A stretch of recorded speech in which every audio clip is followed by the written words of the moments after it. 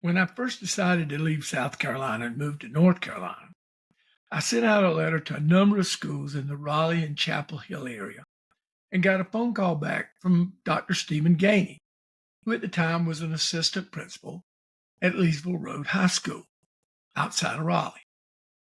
He told me that Wake County Schools was having a job fair at Leesville Road and he would like for me to come, but he did not want me to go to the job fair. He wanted me to come see him instead. So I drove up and met with him, the principal, and the head of the social studies department. As it turns out, the head of the social studies department did not want to hire any more coaches in her department. In fact, she didn't want any coaches in her department. And she had a lot of say-so with the principal at Leesville Road at the time, so I didn't get the job. But Dr. Gainey had previously worked at Apex, and he recommended me to Dr. Tom Dixon at Apex High School. And I got a call from Dr. Dixon to come up for an interview. I interviewed with Dr. Dixon and with Ed Tyndall, the athletic director, and shortly afterwards I got a call from them offering me a job. They wanted me to teach social studies and to be an assistant basketball coach as well as an assistant football coach. Now, I had not met either of the head coaches on my visit up there. The main thing they were interested in was the basketball, even though I had not coached basketball in over a decade. They explained that they had a fairly young coach that they had had some issues with, and they felt he had potential, but they felt like they needed an older coach with experience to be on his staff and to offer some guidance.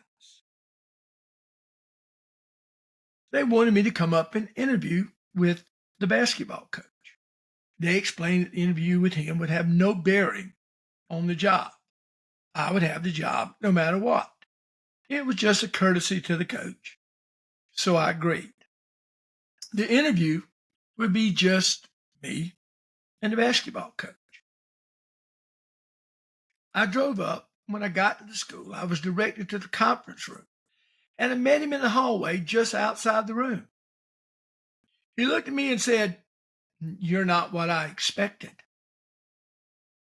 I was a little taken aback, and I said, "How so?"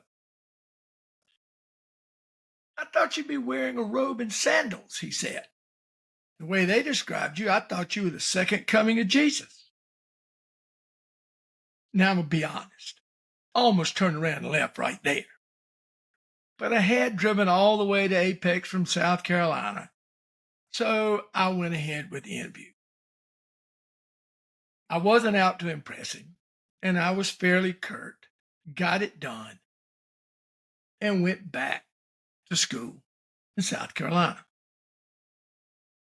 As soon as I got back, having given it a lot of thought on the way back home, I called Ed Tyndall, the athletic director, and told him I wasn't taking the job. I explained to him exactly what had transpired in that meeting, and there was no way I was working with that guy. Tried to talk me out of it. I told him no.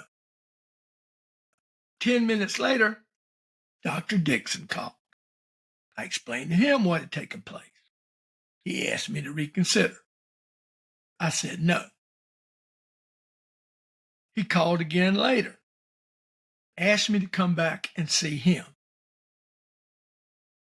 I agreed, went up and met with him, and eventually he convinced me to go to work at Apex. Now, it turned out to be the right decision. I had a great experience coaching football at Apex, and I was on a great staff with Bob Wolf as the head coach. It was the best staff I had ever been on. He had a number of former head coaches on staff, and Bob was extremely organized, delegated responsibilities to his assistant. I learned a great deal about organization, staff building, and delegation. It's going to help me a lot later on as a head coach. Basketball season began. I was expected to leave football just as we were starting the playoffs and to start basketball practice. And so I did. I went to the first basketball practice. He had a couple of other young assistants who had been with him in the past that he relied on, which was fine. That wasn't what I was there for. At the end of practice, we sat down for him to go over the calendar with him. He'd not bothered to tell me anything about practices or the calendar or anything else up until that point. He told me they practiced nearly all day on Saturdays and that they practiced on Sundays. Now, practicing on Sundays is a violation of state and school rules. And so I asked him about that. He said they had been getting away with it. I asked him if Ed and Dr. Dixon knew. He said no. I told him I wasn't comfortable with that. I thought about it all night. The next morning, before school, I went in to see Ed Tyndall and told him I was not going to coach basketball. I could not and would not be part of breaking rules. I'd never done so in my career, and I wasn't going to start doing it now. If they fired me, so be it. Ed said, "You know that's why Dr. Dixon brought you here, right? To work with basketball. You know he can transfer you." I told him I did. I left the meeting and I worried about it all day. You see, Dr. Dixon had the power to transfer people to places like East Wake Middle School where you really didn't want to be. I got a message towards the end of the day to see Dr. Dixon. I went in. He asked me to tell him what happened. I explained the entire situation. He said that's what Ed had told him. He told me that was not going to go on and asked if I would consider coaching once it was fixed. Told him I wouldn't be comfortable doing that, given that the coach didn't want me in the first place, and he certainly didn't want me now that I'd ratted him out. Dr. Dixon said he understood. I was expecting the worst. He looked at me and said, "You've been doing a great job. Don't worry about it. Get on back out to football practice." I spent 5 years at Apex as an assistant football coach and worked with some truly great coaches. Greg Thomas and Joe Brogdon had been head coaches prior to being on Bob's staff, and Jim Hines and Jason Tyndall would be hired from that staff to become head coaches elsewhere. I would also hire a number of coaches I worked with at Apex to be part of my staff at my last coaching stop, Green Hope High School.